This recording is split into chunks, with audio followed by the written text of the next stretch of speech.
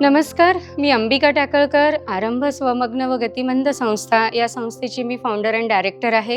ही संस्था गेली 15 वर्ष झालं काम करते. ऑटिझम मुलांसाठी मराठवाड्यातली एकमेव संस्था आहे.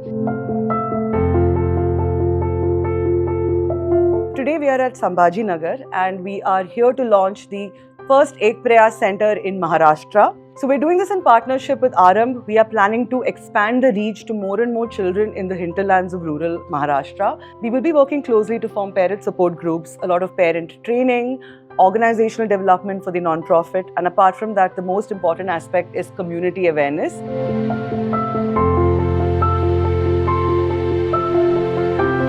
जेव्हा मी शाळेमध्ये ॲडमिशन घेतलं त्याच्यानंतर आर्य छान सोशल झाला आहे. आज आर्य 10 वर्षाचा आहे. आर्यला कम्युनिकेशन पण आर्यला छान जमतं आहे आता आणि मी खूप सॅटिस्फाय झाले.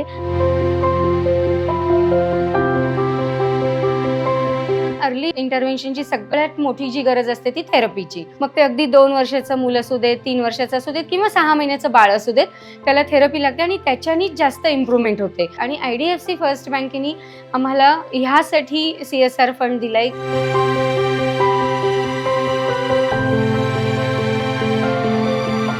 खूप एक आदर्श असा प्रयास आहे. यातून जे दिव्यांग मुलं आहेत यांच्यासाठी हा एक प्रेरणादायी प्रयास आहे. यातून त्यांचं करिअर घडण्यासाठी त्यांना त्यांच्या भविष्यासाठी चांगला उद्देश आहे असं मला वाटतं.